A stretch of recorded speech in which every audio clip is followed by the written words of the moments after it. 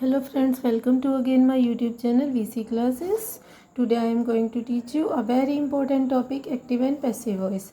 And in previous video I told you that it belongs to transformation of sentences and it is a very important topic for board examination. So let's start the topic. जैसा कि मैंने पिछली video में आप लोगों को बताया था कि हमारे एक्टिव वॉइस के अंदर 12 टेंसेस होते हैं जिसका हम और जब हम उनको पैसिव वॉइस में चेंज करते हैं तो 12 टेंसेस की पैसिव वॉइस में चेंज नहीं होती बल्कि 8 टेंसेस में ही पैसिव वॉइस को चेंज कर सकते हैं। लेकिन जो 4 जो बचते हैं वो हमारे कौन से टेंस होते हैं वो अब हम पढ़ेंगे।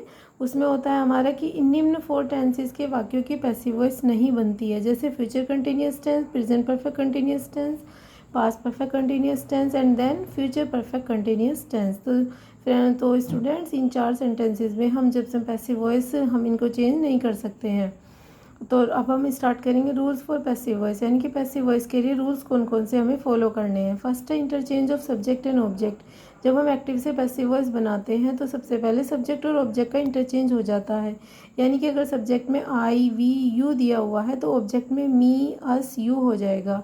ऐसे ही अगर सब्जेक्ट में ही शी दे दिया हुआ है तो ऑब्जेक्ट में हिम हर और देम हो जाएगा।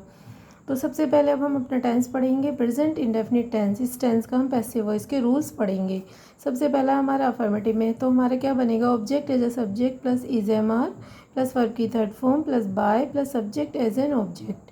फिर नेगेटिव है, object as a subject plus is am are plus not plus verb की third form plus by plus subject as an object.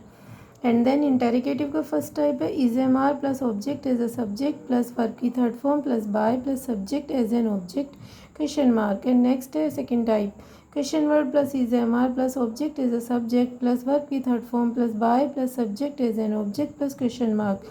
So students ये सारे हमारे रूल्स जो हैं वो प्रेजेंट इंडेफिनिट टेंस के एक्टिव से पैसिव बनाने के लिए रूल्स हैं।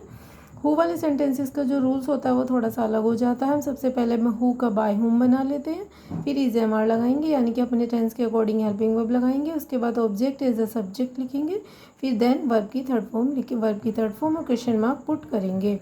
तो स्टूडेंट्स अब हम सारी ये जो रूल्स अभी हमने जो पढ़े हैं जो तुम नोट करोगे, अभी हम इनको एग्जाम्पल के तौर पर इनको अप्लाई करके देखेंगे कि ये किस तरीके से हम सेंटेंस में इनको अप्लाई कर सकते हैं।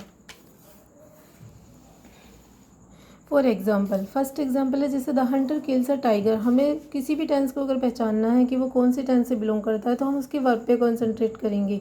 तो हमारे जैसे कि किल में वर्ब की फर्स्ट फॉर्म में एस लगा हुआ है तो यानी कि प्रेजेंट इंडेफिनिट टेंस की सेंटेंस है। तो अब हमारा क्या करना है, हमें फर्स्ट नंबर पे हमने रूल पढ़ा था कि सब्जेक्ट को ऑब्जेक्ट में फॉर्म करना है और ऑब्जेक्ट को सब्जेक्ट में चेंज करना है। तो सबसे पहले हमें फाइंड आउट करना पड़ेगा कि सब्जेक्ट क्या है और ऑब्जेक्ट क्या है। तो सब्जेक्ट यानी कि जो सेंटेंस के अंदर वर्क को करता है उसको हम सब्जेक्ट बोलते हैं, या फिर जिसके बारे में बात की जा रही होती है वो सब्जेक्ट होता है, ठीक है। और वो क्या कर रहा है वो उसकी वर्ब हो जाएगी। वर्ब मीन्स क्रिया यानी कि काम।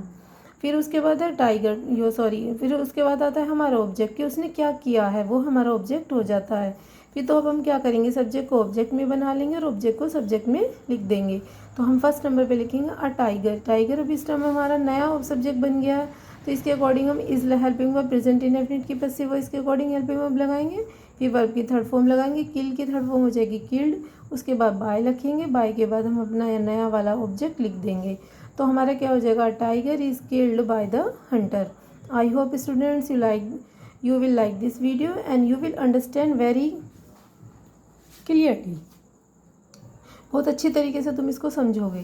फिर नेक्स्ट है the Hunter does not kill a tiger, कि हंटर जो है एक टाइगर को नहीं मारता। डज नॉट यानी कि प्रेजेंट इंडेफिनिट की वर्ब हो गई या हेल्पिंग वर्ब डज, तो वही हमारा रूल फिर से फॉलो हो जाएगा कि जो सब्जेक्ट है ये मेन वर्ब, ये हेल्पिंग वर्ब हो जाएगी, ये मेन वर्ब हो जाएगी और ये हमारा टाइगर जो है ये हमारा ऑब्जेक्ट हो जाएगा।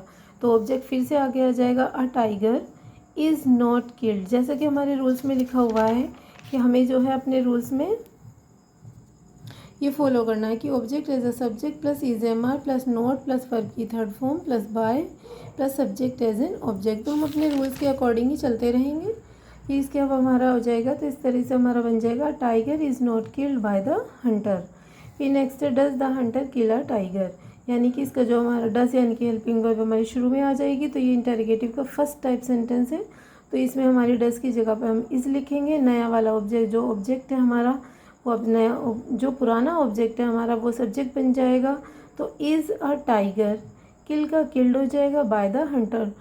स्टूडेंट्स ये ज़्यादा टफ सेंटेंसेस नहीं है, अगर हम अपने रूल्स को फॉलो करेंगे, उनको अच्छे से प्रॉपर्ली याद करेंगे तो हमें बहुत ही इजीली अपनी ग्रामर आ जाएगी।